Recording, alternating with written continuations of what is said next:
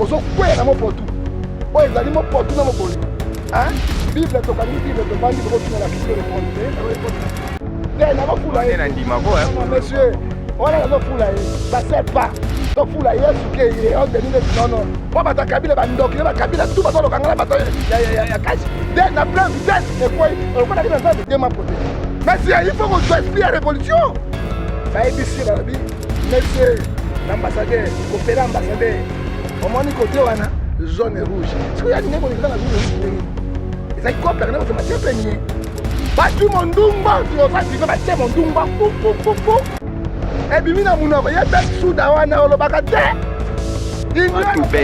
naza kuna te union européen bolobaka te mboka ekei na mokato na moboleya le pays n'est pas contrôlé ça dit quoi l'insécurité puissance ya liloba eleki ya lisasi bandeko balandi bino nyonso bozwi libaku malamu ya kolanda biso na cadre ya masolo ya politique topesi bino mbote bino oyo bozolanda biso lelo pour une première en 2021 toza na esengo ya koyambela bino le prophète du peuple le prophète John Ngefa oyo azosala vraiment réapparition na ye po tolobela mambo etali Congo démocratique boyebi ke ye azalaka wana plus quand il s'agit de la République à Télémaka. Même temps eza makambo nzambe à Télémaka. Donc prophète John Ngefa azawana lelo invité na biso elongo na ye to meka kosolola po bino bozala na ba précision ya ndenge actualité ezotambola. Prophète John Ngefa mbote na yo. Mbote ndeko Steven Kolo apambola yo na koya malamu. Toko bana toujours na nzambe parce que nzambe nde aleki nyonso. Tata totike mission na maboko na yo. Yanga bita kos na yo ya o visiter Congo démocratique. Tata tika ete peuple oyo ezoko mona pasi. Israël 430 ans na bomu Égypte mais mokolo moko babimaki na nzela na Moïse. Nani akobimisa mboko na kati na pasi parce que misère eleki mingi koleka toyebi eloko tokosala te. Nzambe alobi na Matthieu 11:28 ya mikumba na bino epai na yo komema yango toye na mikumba kolo yo moko ebimboka oyo totiki bakonzi yo na motema bakonzi yo nyonso na maboko na yo bayeba mpe peuple bazokamba baote epai na yo kolo bazwa mitema ya sika lokola Ézéchiel 36 verset 26 ete po ete basunga mboka oyo totiki mpe bandeko na biso na Kivu na Est bazokufa mikolo nyonso na maboko na yo kolo kanisa bango parce que bakufeli mabele mpe richesse ya mboka totiki mpe badiaspora na maboko na yo bango nde balesaka biso babokolaka biso bakundaka biso bafutaka biso baklasse parce que l'état comme des missionnaires yawe loboko na moto ezala kati na bango épargner badiaspora nyonso na badanger na malade na bacoronavirus na baépidémie nyonso bazala nzoto kolongoni parce que oyo ayaki epai nazongo na maboko pamba te kolo yo banda na biso mpe osukisa na biso na kombo na Yesu Masiya tolobi amen amen donc bandeko balandi avant naloba nano losako toyo préciser pona bino ba bobengaka nga oyo bolobaka prophète Ngefa azalaka na église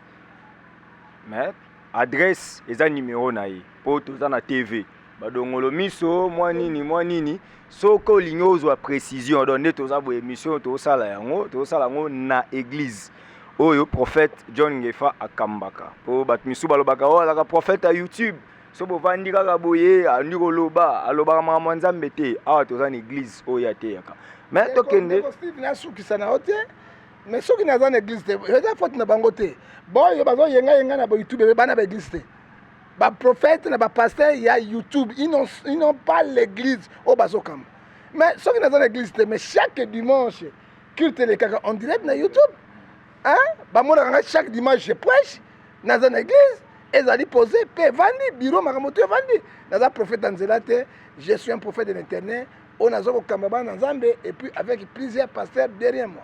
Mais ozokamba na yo oui mais prophète Denis les salobi bino ba prophète mineur yaza prophète majeur yoza motei on comprend déjà place ni ya memi bino ce qui Denis les saloba boza égarement total oyo Deutéronome 28 verset 28 lobi prophète mineur na prophète majeur bazaki na Ancien Testament mais ngana koyebisa eboye atika komema bana na nzambe na égarement parce que na koloba na eboye na Éphésiens na Nouveau Testament Éphésiens 4 verset 11 il a choisi les autres comme les prophètes il a choisi les autres comme non. Comme il a choisi les autres comme les apôtres, il a choisi les autres comme les prophètes, il a choisi les autres comme les évangélistes, il a choisi les autres comme les pasteurs, l'autre comme le docteur pour la perfection de l'Église. Dans le Nouveau Testament, il n'y a pas un prophète majeur, ni un prophète mineur. Il n'y en a pas. On est là qui va prophète dans l'Ancien Testament. Tant que Yesu a yé, ayaki ko aboli la loi monsieur dans le Nouveau Testament, puis ayaki ko accompli la loi il y a Nouveau Testament. Je te donne l'exemple. Dans l'Ancien Testament, tant que Yesu a botamina noté, ayena noté, puis tango na Moïse, bazaki na sacerdoce babengo lévitique.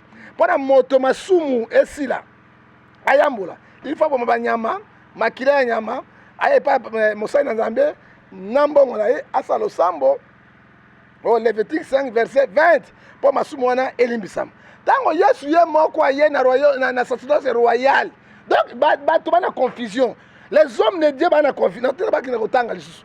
Ata molimo ezali pour la lobby faut ba saper connaissance. Bakina kotanga. Lelo na kati na sacerdoce royal. Hein? Et là, je ne pas pour ma banyama, pour l'olimbisme masumu te. Yesu ye moko akufa makila ne pour na biso ba pécheur. To sauver vie. Ça montre quoi? Lelo il n'y a pas le prophète majeur na mineur. Lelo nde tozali basali Nzambe aponi bango chana biso lelo ezali na kati ya église ya nkolo. Mais yo moko lobi Yesu akufa pour na basumu ki po nini Yesu ki azot loba mambu ya bandeko musu ya ba musique profane ezobetsa bino libaku. Yaza arche de Noé. Ayambaka na ye nyonso o animal à quatre pattes o ya yambaka ni bango nyonso ba reptile ba batracien. Mais pourquoi bino bozo en vouloir ye soki akoti mamba ba fali na ba fe? Bon monsieur tobo yango te parce que rôle na biso bato mabe ba ye pa na Nzambe babungwa kolo apambola yo monsieur Steve parce que tu es aussi parmi les journalistes chevronnés, ça moi je connais ngai na lobaka parce que quand on saba journaliste bon ya changa na baza ebele bon to miyebi o tozali nazali ministre ya Nzambe nazali prophète ya Nzambe ngai motate yanga motute syndicat yanga na 24 novembre, c'est là où j'ai réparé des montres des petits métiers, c'est là où Dieu m'a pris puis appelé ngai mission. Alors dans même cette mission ngai il faut entrer dans la mission ngai ferme ron ngai répétence ron ngai la crainte de Dieu ron ngai la obéissance à Dieu ron ngai pour préparer les gens à la vie éternelle. Nous ne refusons pas bana wana ba musiciens nyonso bazali bana na biso mais tote ya bango nde ba yepa na Nzambe. Matthieu 10 verset 7 dit allez dites que le royaume de Dieu est proche, prêchez to benda bango soki moto na Nzambe a commis porte-parole monsieur s'il te plaît monsieur toi ma polémique il faut dire la vérité, ouais, la vérité rien que la vérité parce que nous sommes arrivés au temps de la fin. 7 signes, tout les signes de la terre de la fin, et 12 signes au zodiaque, il y a des mots, et si les comme ça pour les. Tant que un homme de Dieu, un ministre encore, au lieu d'abandonner dans Nzambe, dans répétence, dans Nzambe, dans Matthieu 11, 28, il commence à être Sankara, Yaba musicien. Il commence à être la porte-parole qui a commis ça comme musicien. Mais il y a Soazolo Banabisoni, dans Matthieu, dans Jean 12, verset 43, ils aiment la gloire du monde que la gloire de Dieu.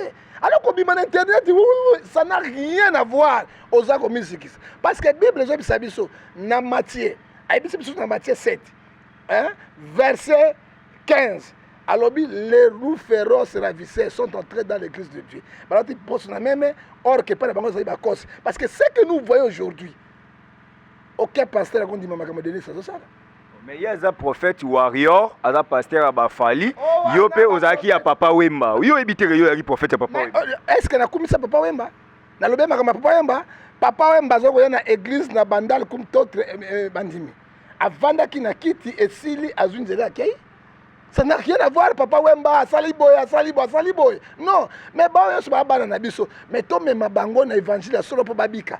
Yesu alingi liwa bato te, alingi liwa bato malamu ya mabete po babongwama. Mais oyo to komi pasteur ba wario yo mona wapi? Mais aza même na sonité. O mona wapi? Et puis na bino bozo yamba ye. Boye ba ete mokana na Nzambe kozwa bino na Bible lobi na biso na 1 Jean chapitre 2 verset 8 à 11. Moto ezo na doctrine Jésus-Christ atiki yango te. Azoteya oyo Nzambe atiki yango te, azali ya bino te, azali ya Nzambe te, apenga komi ya Satan. Soki bino akoti na ndako na bino, soki boyoki ye opesi ata mbote ya pamba. La Bible interdit, ne les saluez pas. Si vous les saluez, hein, ezali na 2 Jean chapitre 1 verset 8 à 11. Okay. Si vous les saluez, vous participez na ba œuvre na ye ya mauvais et tu seras puni sévèrement. Bino bata YouTube. Dieu a tué Moïse. Dieu a exterminé Goliath. Hébreux 13, 8 et 11, Jésus-Christ n'a pas changé. Et décret en Zambie est irrévocable. Hein? Oh, besoin d'un pour la poste en bongo, Denis Lesse, tout ça. Je ne suis pas là avec Denis Lesse. J'ai dit, Bassayan soit en Zambie, ma besoin de la carte nango. Besoin de participer ma bien nango. Rôle Nabiso, nous condamnons les actes de quoi ça là. Hein? A comme il benga Internet. Et donc, ça m'a dit, ma bien, attends, ma commentaire. Il y a dans la famille. Parce que ngana toza confession moko. Toza na NRC, toza na confession moko. Mais quand Denis entre dans les confessions, moi je sors. Parce que nous avons participé na mabe wana oyo Bible zo bisabiso na 2 Jean chapitre 1 verset 8 à 11. Je ne peux pas participer. Je crains Dieu. Quand même avec le président. Même avec le président, mais ceux qui m'ont dérouté, il faut destitution. Alors, ce qu'on a tout d'abord NRC, bozo zerani kaken zatika. Hein? Oyo mosusu akoti président via zalakate. Mosengo azalaki atiki passion. Oyo mosusu akoti yao. Bokele azalaki bokundu akoti. Mais mutu ndenge wana bozo tika esa destitution à cause de quoi bozo banga nini? Bozo banga la nini? Ezali soni mingi. Alors bien ça ba secret na yo. Yo bonor ebeta ba mamba ba Kabila. Ye abande kotinda yo ozoki kobeta ba mamba ba Tshisekedi azana ba secret okima ye na mbongo. Yo kima ye na mbongo na RTNC. Daniel Sakabaka. Olinga bimsa ba sekane bele mokile panzani. Il doit faire l'attention avec moi. Na lobby Daniel Sakabaka. Daniel Sakabaka. Kabila na loba yango vrai? Est-ce que ngana kosa? Na senga bolimbi si pardon. Il nous utilisait. Est-ce que na kosa yango? Soki lokuta. Hein? Akena biso na RTNC. Kokosa ke Kabila motajo de Tshisekedi azui. Ba pese ba mbongo tozwani. Est-ce que na kosa yango? Mais azana en retard, moi j'ai dit aux gens hein? Na sengi pardon, na senga pardon, na senga pardon parce que na senga pardon na mokili mobimba. Hein monsieur? Ah, tozalaka ngai et entre de grâce, l'idée Bazali, l'idée Mayo la Bazali, elle Kaoula Zali, nanga na Denilese, na kada RTNC. Yako zombongo Kabila, Kabila pesi mbongo combien azo mela bato. Ngala kimena mbongo nae. Ka Denis Sakabaka. Alina bimsa secret na. Facilité ya kana mutu kana ba veste. Akopesa tel okuta veste akozwa. Boyebi mutu wana te. Jean 8:44 le père de mon sang c'est le diable. Biso to bana na ye. Azoba mbongo pa Kabila ba 5 millions 4 millions. Appelle ça secrétaire général attaque Tchapam. Après ça quand ba localité quand ça du patrie tout boyebi sanga. Moi je le connais. Na yebi ye ba grimace na ye. Alors akeba na John Ngefa parce que na sana ye maboko bona yebi makambo na nyoso. Na sana yango na maboko il doit faire beaucoup d'attention. So ba banga donner singa banga donner c'était. OK? To yebani parce que confession moko. Il nous utilisait. Ozomona, azo utiliser biso. Hein? Ba yeke batika nani? Ata velo pambate. Hein? To buni na quelqu'un ça wa titi c'est lui en tête. Quelqu'un de quoi? Hein? Donc yem da banobu ni 75 pas quoi. Lui en tête, pas de NRC. Ça c'est une révélation. OK, c'est hier quelqu'un ça. Hier quelqu'un ba yokanaka. Hein? Azo utiliser ba biso ba to zwani. On a quelqu'un avec général, il est avec président. Il est avec président. Biso de quoi ça quelqu'un ça? Hein? Il y a dans la matière. Oh, dans la matière. Il doit faire beaucoup d'attention. Hein? Parce que na yebi mobimbabo. Na ko bimisa ba révélation mosusu ya grave. Oya zolo ba oyo. Papa ko za somo. Oya zolo ba somo na ba révélation belé na ngo na maboko de Denis Sibo. Il doit faire attention. Ngala kimena mbongo ne. Denis Sakabaka. Hop c'est 2 millions 500 000 5 millions de dollars. Aluki Mukuna. Aluki pasteur ya. Aluki il est reconnaissant. Aluki pasteur ya Kimbangise. Alu na dit président. Biso de ça ba émission na télévision te mbongo ya ngoyo. On se met sur le pango te. Après c'est bango ton stade. Nzambe pe nzambe confusion stade tonda. Mbule beti bu ye morombango ba mo seigneur mbango président Payate. Donc nous tala, il doit faire beaucoup d'attention. Mon nom c'est la mort de Jésus. Mon nom c'est la mort de Jésus. Il doit faire beaucoup d'attention parce que na yebi yebo na maboko. Hein? C'est Kabila pesa ngai. Tokende na ndolo nazo bima na 20h. Ndolo siko na 16h. Na yebi Denis na maboko. Ça va révélation sur la bimisi angoa. Et vous n'avez pas de mais il doit faire attention parce que Proverbe 12, verset 10, l'amour couvre toutes les fautes. Il doit faire attention. Il y a des bon. 5 millions de dollars, $2. Moutumabe, $2. 2 millions 500 000 dollars, Kabona va passer. On va camion, on va le pan. On va passer $1. Mais l'autre, on a combien va passer à NRC. Parce qu'il dirige au moins 20 000 passeurs derrière lui. Ça, je te dis la vérité. Mais est-ce qu'on va désavouer, il doit faire attention. Moi, c'est la mort de Jésus. Ah, ça va pas moi. Parce que c'est grave. Voilà.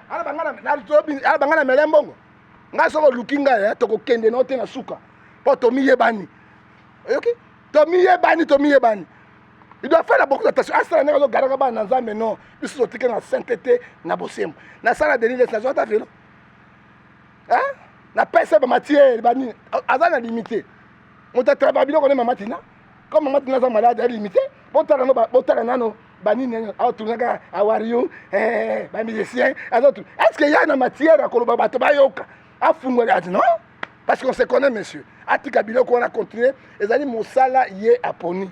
Nzela na ye, à continuer nango. À Tikabilo, Tikali, tout ce continue Nzela. On a sali qui n'a qu'un chabino plateau, mon roboé.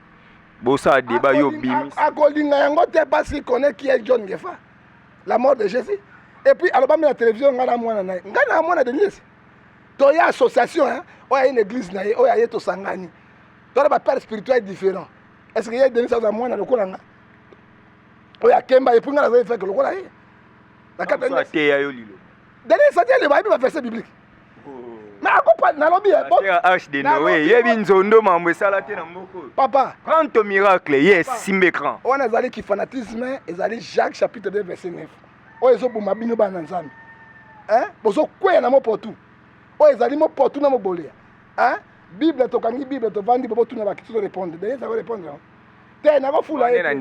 Non, monsieur, on a raison fou là. Ça ne sert pas.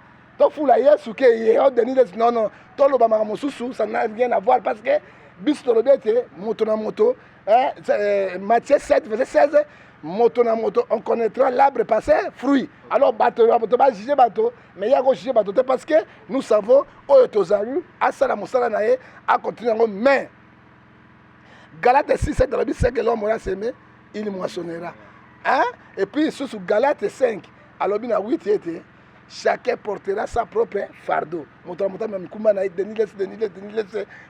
Impact inutile. Alors, candidat poni, à continuer, mais allo batekenga na melaye mbongo. Mbongo na moto aussi mango mwasi na ye. Soki boyi na mbongo, donc je pas Kabila, au simbe belé, et ça c'est pas mwasi na ye mama tina, moto moko ya NRC asima mbongo de l'université. OK. Voilà, namoni prophète, ezaki bien pe acha moi ordre côté wana. Parce que as un prophète, photo bandana na mama nzambe et kende bien. Parce que la prophétie la plus excellente c'est la parole de Dieu. Voilà. Parce que dans quatre livres oyo, tous un livre mibale, livre évangélique, un livre prophétique. Mais tu peux avoir les dons prophétiques mais tu n'es pas prophète. Voilà. Tu n'es pas ministre. Et ça dit confusion oyo peuple de Nzambe zanango. Mon prophète. Alors moko musoko ya toko décrire yango. Parce que qu'est dit la Bible? Dans Acte 2, verset 18, dans les derniers jours, je répondrai à mon esprit tout cher. Vos filles, vos fils prophétiseront. Ils peuvent prophétiser, mais ils ne sont pas le ministre de Dieu. Il y a la différence entre don prophétique et ministre de Dieu. Hein? Et don prophétique. C'est ça qui est confusion totale. Il y a un prophète qui la commune. Ça, c'est un prophète. Prophétie qui la commune. Ça, c'est un prophète. Mais la prophétie la plus excellente, c'est la parole de Dieu. Voilà. La prophétie la plus excellente, c'est la parole de Dieu. Ça, c'est vrai, parce que nous aussi, nous confessons cela pour te dire que la prophétie est sur les ailes de l'Obanzambe. Si vous avez donné la prophétie, vous avez bêté, vous avez un Corinthien. Mais ministère prophétique, vous avez un Éphésiens 4. Ezali a kosuangote. Oya malamu kamatani. Tozo. Ah, ma besani. To rejeté yango. Parce que le diable aussi donne la prophétie. Voilà. Topusani sikoyo to mekano pe kobeta masolo mboka prophète John Gefa donc na fin du mois de février nouveau premier ministre a annoncé que na fin awa ya mois oyo azobimisa gouvernement na ye gouvernement pe ya ba warrior de gouvernement ba guerrier ye abi gouvernement eza ya bateau yo baza capable de ça musala bien mboka eza mambo belé ba défi à relever belé. Enfin il faut gouvernement bima na fin du mois oyo pour que emeka ko résoudre moi problème ami. Bon, ndeko Steve, il faut dire la vérité. Moi, ton frère, je suis parmi les gens qui disent la vérité. Nalingaka mbongo te mingi te, nakoboya mbongo te mais mbongo esomba moral na ngai te. Steve, eloko esoboma mboka. Comment ça? Hein? Papa, na mboka eza na crise moko jamais vu. Crise oyo eleki même crise avant indépendance. Crise oyo eleki ba crise etouché ba niveau nyonso. Ba institution nyonso, niveau nyonso, même crise etouché même biso population. Parce que la population na maïté, ana courante, population li akate, ba infrastructure ezate. Tokanisaki. Président Tshisekedi a un bon choix pour relever souffrance du peuple congolais, nous souffrons. Amaninga, j'ai l'esprit de Kibangi et de Simon Kimbango moi. J'ai l'esprit incarnation de Jésus en moi. J'ai l'incarnation de pasteur Martin Luther King. J'ai l'incarnation de mon Seigneur de Mututu. Et nous avons une incarnation, il y a ex-président Burkinabé Thomas Sankara. Hein? La mort c'est pour tout le monde. Ce colonel Zunga na kufa. Natamo na motuka to accident de rolti. Balokinga bato kabila na bato nyoso bimimbale na kufa. Menzambe sumingai. Wa bato kabila bandoki na kabila tout bato lokanga na bato ya cash de na pleine vitesse et quoi on a que Nzambe Dieu m'a protégé. Pourquoi moto nyoso lo baka vérité azana problème na bato. Ozole nanga azali na problème na bato. Bako ndima muke. Mingi ba hôtel maintenant na bondoki. Omoni na koloba Premier ministre, nous ne refusons pas. Président Tshisekedi voudrait chercher un technocrate. Un technocrate babomimbo. C'est là na biso moi bien na zoloba. Bon que n'est pas dénier ça émission ba okata makama ko loba ngote. Na tuni yo na so vérité po yo ba dénier okoyo kanga ko loba ngote. Kaka ya mbongo ya Kabila fo bondima. Mais na lobi na wangani te na mona mbongo ya Kabila na lia te. Na wangani na kosanga super pardon te. Podo loba ngo. Senga pardon. Ata ba 3 ans. Ata 3 ans, il nous a utilisé mutu wana mabe wana. OK? Tolie mbongo te Kabila pesa ba million. Kabila pesa ki ba million, 2 500 000, 5 millions. Bon ba pasteur ba soutenir ba sa église. Maman lui va ça témoigner. Oh, maman lui va ça témoigner. Laisse alia. OK, alia na ku écrit na ba mukuna bango tout balia. Ba ko mbongo pa na bango. Ok, papa toya na kuna tozonga. Tozonga na mama premier ministre, ye fallait à la technocrate. On peut s'en candidater papa, on peut s'en candidater pardon. Tozonga na koto. Il fallait la technocrate. Il y a des technocrates, na ba technocrate il faut bon. Il y a les technocrates, na ba technocrate to benga ya mobolea. Il y a des technocrates, na ba technocrate to benga yango libongo. Na crise oyo, monsieur le président, tu nous as déçus. Quand même on a un souci à Congo. Mais bateau Zopona, bateau à Congo na échec. Moto Azraki, ancien ministre, a relevé des filles. Merci Seigneur. Gouverner c'est prévoir. Moto Azraki, ancien ministre des Sports. Ata Manzemba, comme la carte de finale. Ata vite comme la carte de finale. Échec total. Ata la carte de finale, demi-finale, de finale. Oyo zoloba et a relevé biso. Mais na sport, pourquoi tomber avec équipe moko zota et comment ta demi-finale ta quart de finale teni. Biso na mosuku na mosuku. Mboka ya mosuku, mosuku na mosuku. Na démissionnera. Tango Kabila, non, a démissionné nini? Petit à Moïse pire, petit à Kabila pire. Tango Moïse a yé na carte rouge. Troisième mandat. Dans troisième mandat na yé pas de troisième mandat, il a démissionné. Tango ya démissionné, boy bakaza moto ya Kabila ya suka ya boni papa mokonzi ya mboka. Ebele bato mayele batondi awa. Soko kokai ko zwata wa te. Kino lukata ba ningo bazana étranger. Il a des grands professionnels en étranger. Ouais batangi biloko ba ko relever même ata ba relever on se passe Congo ça zinda, il faut 30 ans 40 ans pour tomber. Mais quand même ta moi souffrance mouké. Akei Kabila nommé DG, directeur général il y a Jekamine na Kolezi. Akei Kolezi et Koyana lelo par terre. Quoi?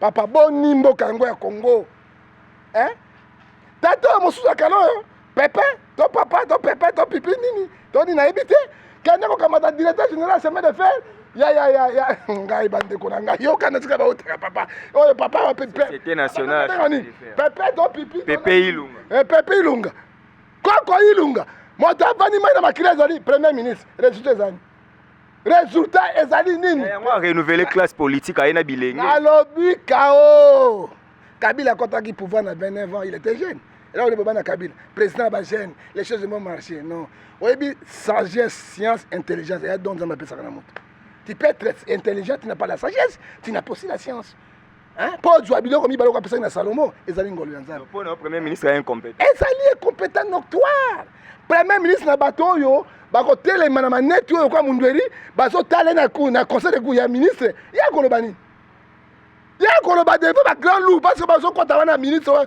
pa bango balingwa kolongwa te ba grand loup qu'est-ce qui va décider un premier ministre qui vient dans la Gécamine par terre un premier ministre toloba te pas cholola dans la boloko ne bokanga biso ebele hein un premier ministre oyo ministre ya sport ata tolongaka na oye baninga ko bakata na moi 16e de finale ye kaka 8e de finale bozolongo hein le premier ministre 16e na likolo so boleki 16e ne boye ata 16e bolongwe le premier ministre nous disons ceci président sali choix moko mabe parce que population moko congolaise a sepelité pe amona ete mboka ezokende tutu na kao tozali awa monsieur hein tozali awa okomona au moins Ilunga oya koti ekosu pasi koleka Ilunga peut-être kokende te au fond mais so le premier ministre il vient d'où de PPRD et PPRD ba on ba bloquer izela na on a rappelé ebi on nga to ça des missions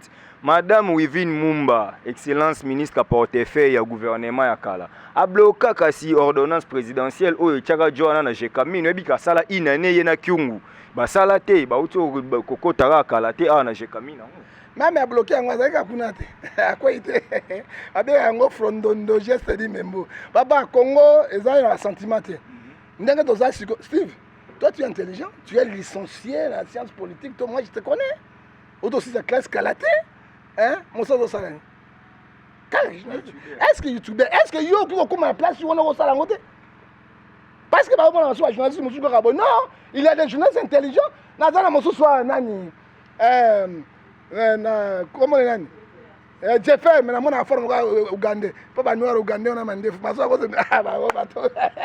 mais intellectuel bazali hein boko sala ta na cabinet porte parole ya ministère hein ba tatana osango ako ta ministère social mais pourquoi ka bato moko bazo tourner to ko tika bango mais il faut qu'on soit esprit à révolution yango ya bien renouveler classe politique azwa bilenge acha et puis gouvernement ni za 44 batou donc 44 batou yemo ko sali déjà répartition 3 vice-premiers ministres 4 ministres d'état 20 ministres na ba vice-ministres 10 ndeko na kondima yango natala na miso hein a diminuer moi débat dépense ata diminuer ba dépense yango na mona na miso moto ya kwesi sport et loisir ya mboka na biso akoki même ko gérer yango te mazemba ko mataka mazembe kaka 7e finale alongo te mais ya longwa sikoyo mazemba de coupe alongwa vite na finale alongwa bo ba ye finale mais au moins ba zo taba oyo nani Denis Kamba ya ko mata premier ministre pa awa chance la ko pamba Chimbombo chance la ko pamba la Congo bato bazo mériter bazo tia bango te mais oyo bazo mériter te non politique est mort na sentiment te Congo messieurs les journalistes tous na crise moko total oyo poto bima na crise oyo esengi bato oyo bakoki na mosala pona ko défier crise parce que au Congo nous avons tout les pays les plus riches les plus bénis hein prospères mais esengi na bato ya mayele oyo bakosunga to bima natika na des sujets wana ka poto 6 na biso mena ngana tunu question moi curiosité soko oleka na limité bakota ba 10e ano ki tape vitre nakitsaka te natombaka mpena te natuka na molunge parce que bakota elongi na ngai te bonjour mutuka ekokufela kaka kote wana so ekufela ngai na koti na sa kare na bombani po bana mabe bango basalaka na sa pitié donc namona bana oyo bazali pouvoir baza soutenir pouvoir te baza kodétruire pouvoir parce que na 2023 bakorendre compte na bango misalo basalaki siko compte na bango bakorendre nini ils n'ont pas aidé le président. Président vient de dépêche, va aider le président. Il y a aussi un parlement depuis qu'on finit un bateau. Il y a aussi non. Besoin des chefs de l'État, au contraire, besoin de détruire le chef d'État pour à la prochaine fois dans l'élection, je ne crois pas chef d'État. Prophète John Ngefa, dossier au Tozo Lingato Tunonanu, dossier assassinat ya ambassadeur Luka. Oyo déjà bakundaki lobby na Italie ezaki en direct na France 24 ouais. Donc ambassadeur wana kufi lelo na mabele na biso na ambiskadio yambaki lisolo wana nde. Na yambaki lisolo parce que tokondima liwa ya moto te. Parce que Bible ezopekisa biso makila kotanga innocent. Lokola Apocalypse 6 verset 10 ezopekisa yango. Et Bible peut tindi biso lisusu na Jean 13 verset 34 aimez-vous les uns et les autres.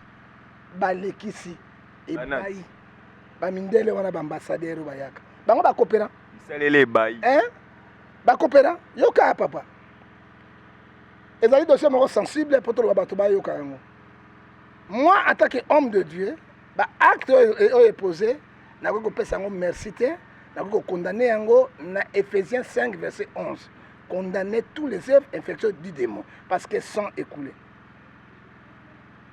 Un ambassadeur accrédité au Congo. Avant ambassadeur accrédité au Congo, il faut peuple et lingaye. Boni mboko eza mboka ya mopoto. Mboka ya pelengendu. Le pays n'est pas contrôlé, monsieur. Un ambassadeur, avant qu'on déplace, aucun na province Songolo, il faut ministre ya affaires étrangères aye bayango. Et puis, autre la sécurité par ministre intérieur. Boni boye. Oh, mboka ndengeni. Qui est qui? Gouverneur à province. Gouverneur à province à Koyeba. Inspecteur général de la police à Koyeba pour sécuriser parce que aux alliés qu'on représentait chef de l'État et il y a un pays wana na mboka wana. On va qu'on est bakunda qui est? On est pas président. Tant qu'on est président, on monsieur les États-Unis wana. On a munene wana. Logo matundu hein okomona kamera yewana Mike kamera na ba kamera banini watikanga ba biloko wana yewana oh na mona na mboka miembo yewana na libumunene oh oya mboka na yo hein qu'est-ce qu'il cherche ici monsieur master chef non master chef de tes rakate oyebi eza baluka ba intérêt na bango ba ambassadeur wana jamais bakene na mbandaka. Jamais l'ambassadeur va comme na Mongala lisala et les gens sont mboka mobimba pour na Mongala ba koma kate. Ba obanga ba ozo mokuluta panzi. Jamais ba keneka na bwende. Tu vois pas. Akuta na ba monchwa. Akuta na ba monchwa. Na ba lumbe. Hein? Jamais oko kaka ni kaka est. Est ngo guerre si la kate. Est ngo ba tozo kufa ba keneka est ni. Il part pour chercher les matières premières. Ba commissionner na mboka na bango. Yango moni ambassadeur wana monsieur bayaka na baminduki na massage ko pesa na ba rebelle ba rebelle pesa ba chef premier basaka be chance na bango parce que na ko bisa na kati est o premier ministre arabi akoluka mwa tombola yango tozana 122 groupes ya ba rebelle 122 groupes ya ba rebelle bazana est ya Congo boko sisa bango mokolo nini na tango nini et chaque groupe rebelle basimi place ba chef premier ezali.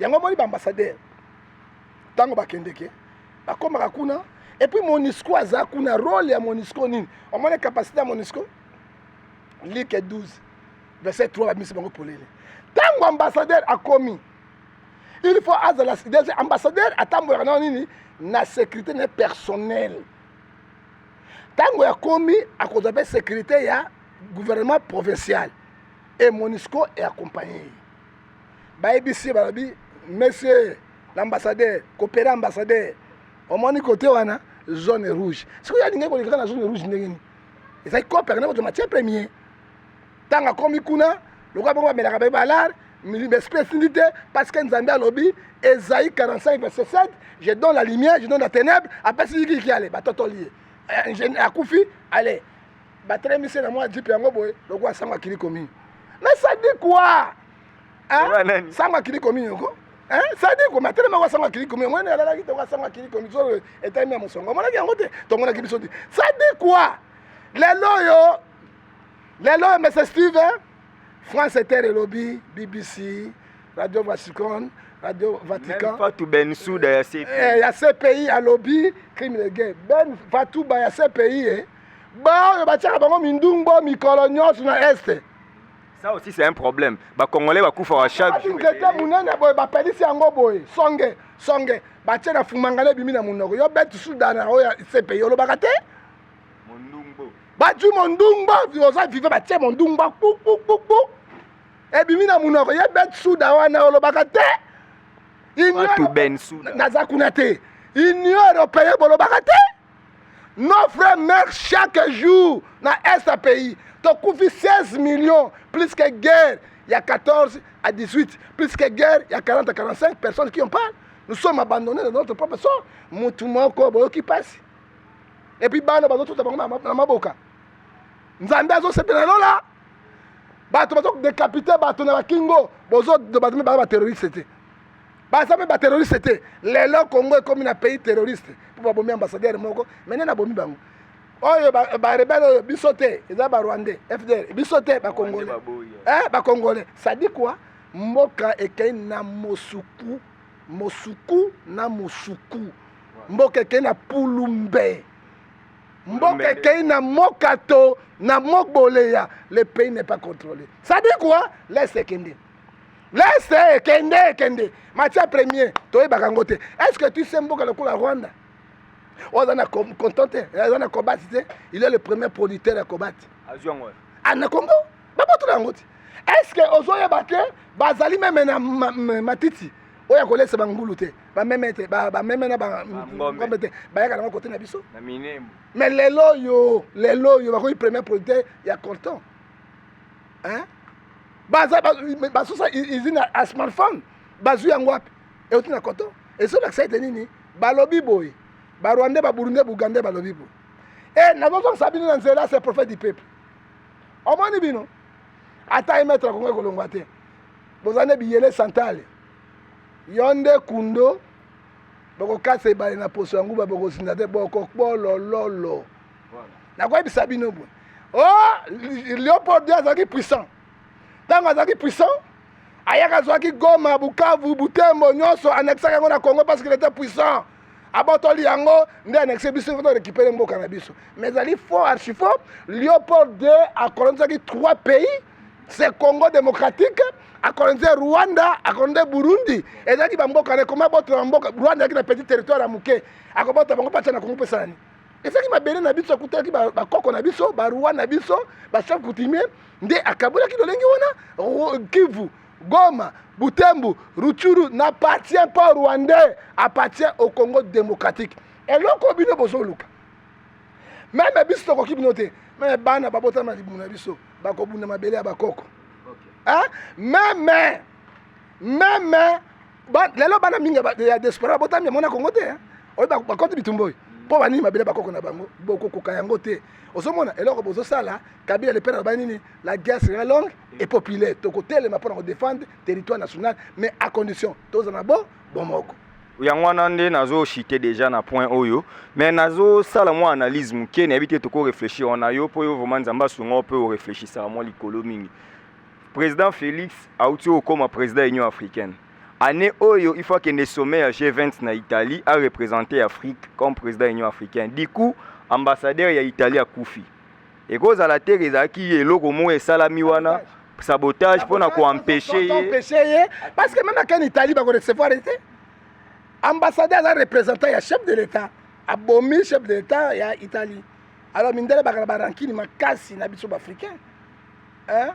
Yango moni atindaki ba émissaire na ye bakende na Rwanda bakende kotala mais ezali kaka nini on finish Congo to ba sanction na mort ambassadeur wana to ba sanction et embargo ezoya et puis qu'on déstabiliser pouvoir ya Tshisekedi Tshilombo.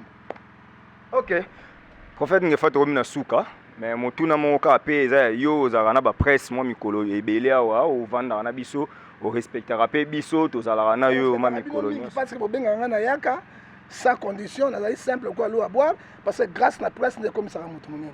Tozala ndeko na biso Fiston Sai auteur kosala déclaration mo awa oyo indigné ba journaliste afingi biso ke to na ba mbongo te to na beloko te so to bengi batu na ba émission so ba pe biso ba mbongo te to komisi bango ba faute et sali ke ba journaliste ebele ba tomboki confrère na biso mo Kin 24 asaleli portrait Trésor Kabongo abani ko rappeler ye pe ba makambo ya ye ya koki jamais kokota mam na biso yo lokola mpaka lelo Fiston Sai ya koti comme boyete Fiston Sai est ministre de la culture. Hein? Il n'est pas même député, il n'est pas même membre du gouvernement. Batika Lolende, parce que 1 Pierre chapitre 5 verset 5 et le but Dieu registre orgueil. Mais presse ça la musala nae. Ce qui presse aïe parce que Bible sur Matthieu 10 verset 9 l'ouvrier mérite son salaire. Ba presse bata ma voiture, ba presse bata ma moyen de transport. À quoi pour la maille, à quoi to kaboete. Soko pese mo eloko ya muke ekosala nini ngai soko ye pala ngai mama ta carburant ngoyo na to somba carburant est-ce na sombi carburant ko linga pesa sala ngo émission fele na kondima ngote lobo oza piro ya ngai parce que bimisi mbongo na ngai sombi carburant mon pépé zoyo to mona ba lumière oyo to sala mulilité to bongsa makam mais sona bi ma papa o biso da carburant to ma beza li wapi ozo mona bino presse il faut bo sanctionner kabato mususu il faut sanction sévère. Et ça pour la misoloté, yango bazo monza, o même moi sur dinga mbongo minga za yolela. OK, moi sur dinga mbongo minga yolela. Ma mso pas dans l'art toi papa mobile ne pas fiancé na yo. Est-ce que tu as l'argent de transport? J'en ai. Mais aux autres ngote. Moi si au boy. Mbala si ma papa, alors que ça $5 ou $50 $100. Par mon oyo, na zo traité na mwana moko ya ba benga ba na ni na bonne vie. Na ko na selemba o mais ça ba katana ngai mais mwana vie na pas na selemba. Il doit batundenge wana azala nani il faut azala sanctionner na ba presse nyonso bino so babengi bino yako za $10 $20 OK ko panzana bazo ça yango bazo monela bino comment ça peut vous injurer grâce na presse que ça ebani grâce na presse que kala kutu tangwa mamba viol presse ne mutechele presse ne telemaki grâce na bato nyonso babimi azali presse John Ngefa bimi wa na presse na ko saboter bino te quel que soit il faut respecter bino pour respecter la presse ba tel individu bazo nyoko la ça parmi ba millionnaire Congo ya zana kati aza patron ba artiste même aza patron artiste comédien aza na mutuelle de santé même maman Denise est-ce que aza patron azali patron totika bikumisa maman muso bona mbonga kwanga mbonga muso zoka mbonga kwanga papa bato mbonga mila kisakate OK mbonga muso ebele mbonga kwanga totika komila kisa ezali malamu te ngai pe ndeta saboter mon presse a saboter penga John Ngefa pour nazabe moko e ba presse on a ça presse naza moko e ba panisango je ne peux pas accepter que ndeko na biso azala saboter boy na mesure ezani Bible biso vrai ni la personne mal pour mal na Romains 12 apesi biso lisusu na 17 à 18 mais Bible lobi lisusu na biso lisusu nini to condamner ba œuvre ya mabe ba tel kambosa ndengo wana vraiment il faut sanctions sévères et dans la carte de la presse écrite, presse en ligne, la presse nyonso et mbalasima après 3 mois 6 mois à comment être ba théâtre ça la kawana et ko ça la théâtre papa mbawana ko na YouTube na même chaîne na el kambote na chaîne moko papa ko mo moto te mo sapi moko longo asilibo te monsieur mo libo ko longo tifon balé ça na chaîne YouTube et sur la chaîne na mais à cause de ma vie au kende partout sans sanction. Et là, on a toutes sanctions. Alors, et là, on est aux agas, biloko petolo, bagana bango, bagosani. Et quand on a ça, et comme on a somme de blende. Et on a somme de blende, et comme il a pomba. Et pomba, parce qu'il était à Kanda. Il était à Kanda, et c'est quand il y a une presse, beaucoup sambo et angwa. N'a pas presse quoi, il y a une église, parce que n'a pas un pasteur, n'a pas un prophète. Il n'y a pas aucun de l'Europe. Voilà. Et là, le prophète John Ngefa, il a agi comme un ancien et surtout qui a rappelé la chaîne John Ngefa TV de Bolandi pe Mambo et négocier ça. Il a ligné mon côté dossier au mais franchement, non pas sa position après. Et tous arabato ataba oyo ba ya pour man ça la presse ataba tanga journalisme mais au moins pour faire une presse responsable, c'est quelqu'un qui y a étudié. Et lobi na ngonde go trésor yo moko age non na internet au chat niveau d'études au chat ozo lingo pesa biso leçon morale alors que yo moko tozana na capacité à évaluer yo te. Donc il faut tala za batu misusu aza ba 3 licences, ana ba 2 licences mais za journaliste. Za misusu aza docteur na nini donc et le négo trésor ka bonga lobi to koza na ba problème na biso ba journaliste mais c'est pas un comédien ndoko yo pesa biso morale. Donc, tu respecteras Bino, tu auras partenaire, mais à un certain niveau, il faut que le respect soit mutuel. Donc, quand un journaliste, ils allaient autant quand même dans la formation, ils allaient motomoro bagage au sens il y a réflexion. Il y a réflexion. Mais combien de combien c'est good. Là c'est le mot. D'accord c'est. Mais combien de ngona. Est-ce que c'est grave? Ah d'accord là. Na ça combien de musus? Hein? Mais comédien, mais pour nos journalistes, opposés, réflexion à moto, répondre aux personnes. Quand même, il faut intellectuel ça. Alors, il ne faut pas minimiser Batou parce que vous avez lobby pas maman, lobby vous avez pas nani, pas maman lui. Les besoin pas de nisque, vous avez sa position, il y a un besoin silat. Là ce qui voilà.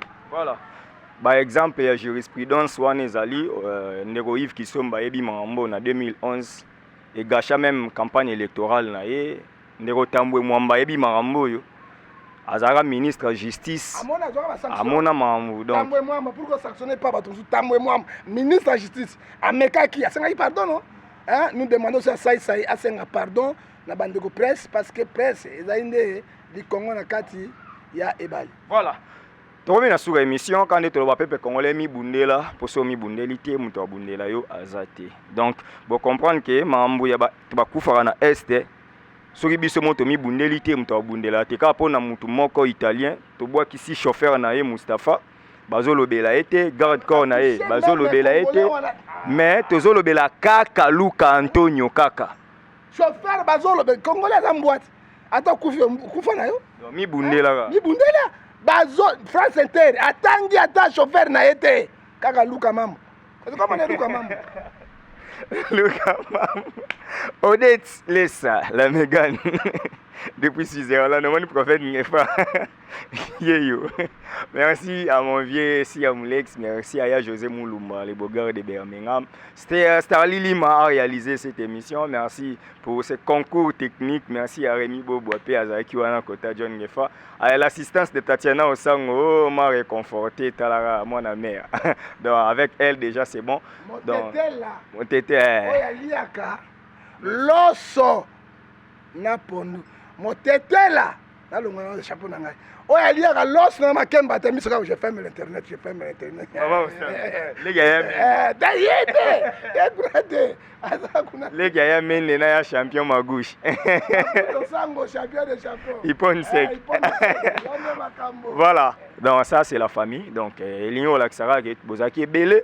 Te remercier Bino vraiment. En tout cas là je dis encore un grand merci à celui qu'on appelle Mathieu Mobindi CBC. Donc Bozé Belé, Bino Sobo Soutenaka, Steve Kambanga, Emmanuel Mandanda en Autriche, Emilia Masonama, précieux Kambanga. Tokutani Mbala Sima, puissance ya Liloba. Eleki ya Lisasi. Bye.